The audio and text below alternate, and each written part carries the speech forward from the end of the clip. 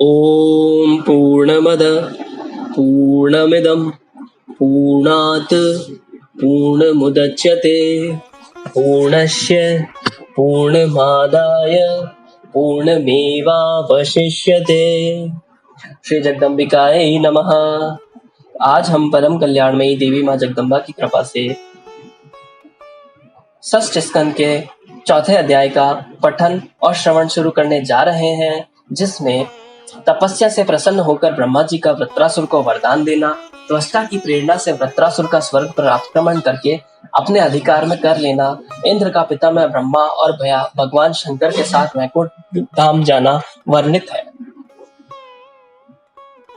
व्यास जी बोले, उस वृत्रासुर को दृढ़ प्रतिज्ञ देखकर तप में विघ्न डालने के लिए गए हुए देवगण अपने कार्य की सिद्धि से निराश होकर वापस लौट आए। 100 वर्ष पूर्ण होने पर लोक पिता में चतुर्मुख ब्रह्मा हंस पर आरूढ़ हो शीघ्रता पूर्वक उसके पास आए। आकर उन्होंने उससे यह कहा, त्वष्टा के पुत्र, तुम सुखी हो, ध्यान का त्याग करके वरदान मांगो, मैं तुम्हारा इच्छित वर दूंगा। तुम्हें तपस्या से अत्यंत कृशकाय देखकर मैं प्रसन्न हुआ, तुम्हारा कल्याण हो, अब तुम अपना मनोभिलाषित वर मांग लो। व्यास जी बोले, अपने समक्ष खड़े जगत के एकमात्र सृष्टा ब्रह्मा जी की अत्यंत गंभीर और अमृत रस तुल्य वाणी सुनकर वह वृत्रासुर योग ध्यान त्याग कर सहसा उठ खड़ा हुआ। हर्षातिरेक से उसके नेत्रों से अश्रुधारा बहने लगी। प्रेम पूर्वक विधाता ब्रह्मा जी के चरणों में सिर रखकर प्रणाम करके दोनों हाथ जोड़कर वह उनके समक्ष स्थित हो गया और तपस्या से प्रसन्न तथा उत्तम वर देने वाले ब्रह्मा जी विनयान्वित होकर प्रेम पूर्वक गदगद वाणी में कहने लगा, हे प्रभु, मैंने आज समस्त देवताओं का पद प्राप्त कर लिया है, जो कि मुझे शीघ्र ही आपका अत्यंत दुर्लभ दर्शन प्राप्त हो गया। हे नाथ, हे कमलासन, आप सबके मन के भाव जानते हैं, फिर भी मेरे भक्तिपूर्ण मन में एक दुर्लभ अभिलाषा है, उसे मैं आपसे कह रहा हूँ। लोहे, काष्ठ, सूखे या गीले बांस द्वारा निर्मित तथा अन्य किसी शस्त्र से मेरी कभी मृत्यु न हो। मेरा पराक्रम अत्यंत बढ़ जाए, जिससे युद्ध में मैं उस बलवान देवताओं से अजय हूँ। व्यास जी बोले, उससे इस प्रकार प्रार्थना करने पर ब्रह्मा जी उसे हंसते हुए बोले, हे वत्स, उठो और घर जाओ, तुम्हारा मनोरथ निश्चय ही पूर्ण होगा, तुम्हारा कल्याण हो। न सूखी न गीली वस्तु से, न तो पत्थर या लकड़ी द्वारा निर्मित शस्त्र से ही तुम्हारी मृत्यु होगी, यह मैं सत्य कह रहा हूँ। ऐसा वरदान देकर ब्रह्मा जी अपने दिव्य लोक को चले गए और वृत्रासुर भी वरदान प्राप्त कर प्रसन्नता पूर्वक अपने घर चला गया। महाबुद्धिमान वृत्रासुर ने पिता के सम्मुख उस वरदान को सुनाया, तब त्वष्टा भी पुत्र के वरदान प्राप्त करने से अत्यंत प्रसन्न हो गए। उन्होंने कहा, हे महाभाग, तुम्हारा कल्याण हो, मेरे शत्रु और त्रिशिरा के हत्यारे पापी इंद्र को मार डालो, उसे मारकर आ जाओ। युद्ध में विजय प्राप्त कर तुम देवताओं के अधिपति बनो। पुत्र हत्या से उत्पन्न मेरे महान मानसिक संतापों को तुम दूर करो। जीवित अवस्था में पिता की आज्ञा का पालन करने, मृत्यु तिथि पर पर्याप्त भोजन कराने तथा गया में पिंडदान करने, इन तीनों से ही पुत्र का पुत्रत्व सार्थक होता है। अतः हे पुत्र, तुम मेरे बहुत बड़े दुख को दूर करने में समर्थ हो। त्रिशिरा मेरे चित्त से कभी नहीं हटता नहीं है। उस सुशील, सत्यवादी, तपस्वी और वेदवेत्ता को बिना किसी अपराध के ही पाप बुद्धि वाले उस इंद्र ने मार डाला।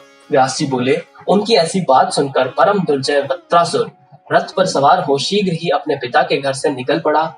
रणभेरियों के ध्वनि तथा महान शंखनाद कराकर उस मदोन्मत्त प्रस्थान किया। इंद्र को मारकर निष्कंटक देव राज्य अधिकृत कर लूंगा, ऐसा सेवकों से कहते हुए वह नीतिवान वृत्र निकल पड़ा। ऐसा कहकर सैनिकों के महान घोष से अमरावती इंद्रपुरी को भयभीत करता हुआ वह अपनी सेना के साथ शीघ्रता पूर्वक निकला।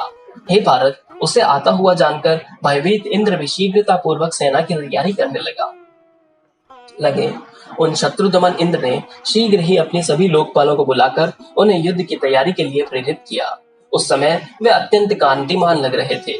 तत्पश्चात रुद्रव्यूह का निर्माण करके इंद्र युद्ध के लिए डट गए। उसी समय शत्रु सेना का विध्वंस कर डालने वाला वृत्रासुर भी वहां वेग पूर्वक आ पहुंचा।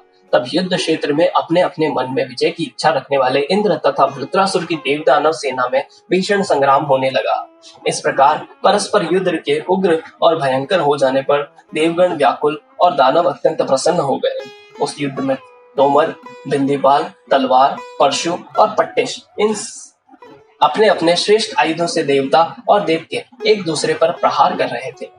इस प्रकार के हो रहे रोमांचकारी और भयंकर संग्राम में क्रोधाभिभूत वृत्रासुर ने अचानक इंद्र को पकड़ लिया। हे महाराज, वृत्रासुर के इंद्र को कवच वस्त्र आदि से रहित करके अपने मुख में डालने कर स्थित हो गया और पूर्व वैर का स्मरण करते हुए वह अत्यंत प्रसन्न हुआ। वृत्रासुर के द्वारा इंद्र को निगल गया देखकर देवता विस्मित हो गए और अत्यंत दुखी होकर हा इंद्र कहकर चिल्लाने लगे। तब देवताओं को यह ज्ञात हुआ कि इंद्र को व्रत ने मुख में रखकर छिपा लिया है, तो वे अत्यंत दुखित होकर बृहस्पति के पास गए और उससे दीन वाणी में बोले, हे द्विज श्रेष्ठ, देव सेना से सुरक्षित इंद्र को वृत्रासुर ने अपने मुख में रख लिया है। अब हम क्या करें?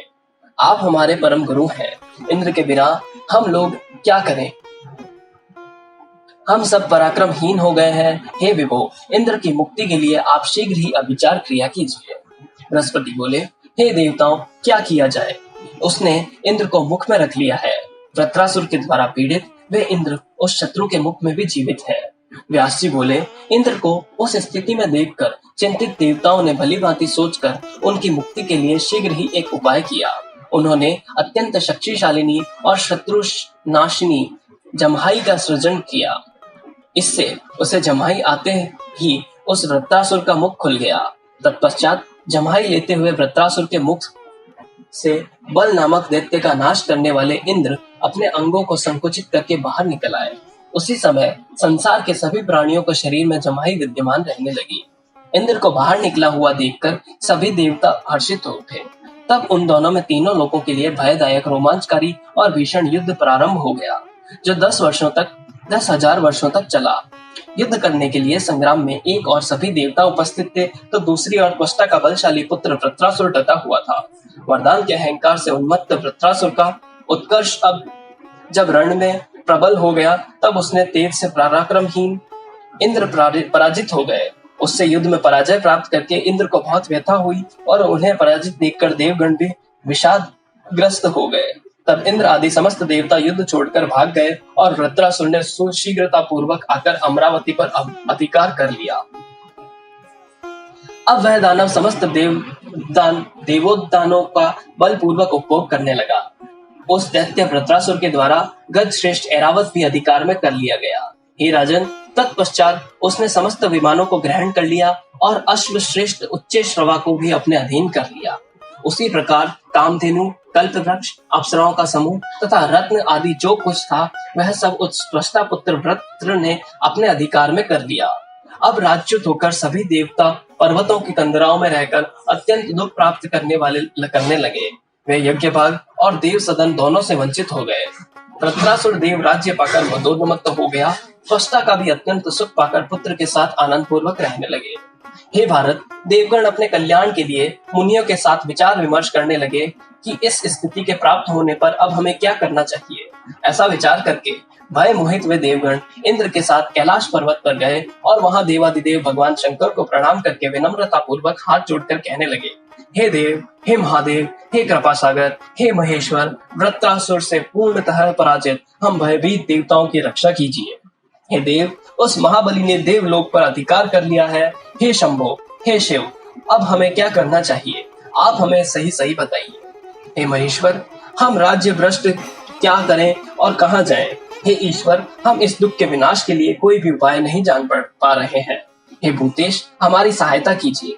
हे कृपा निधान, हम सब बहुत दुखी हैं। हे विभो, वरदान के प्रभाव से मदोन्मत्त वृत्रासुर का वध कीजिए। शिव जी बोले, ब्रह्मा जी को आगे करके हम लोग विष्णु लोक चल करके वहां उन श्री हरि के पास जाकर उस वृत्रासुर के वध के उपाय पर विचार करेंगे। वे जनार्दन भगवान विष्णु शक्तिशाली, छल कार्य में निपुण, बलवान, सबसे बुद्धिमान, शरणदाता और दया के सागर हैं।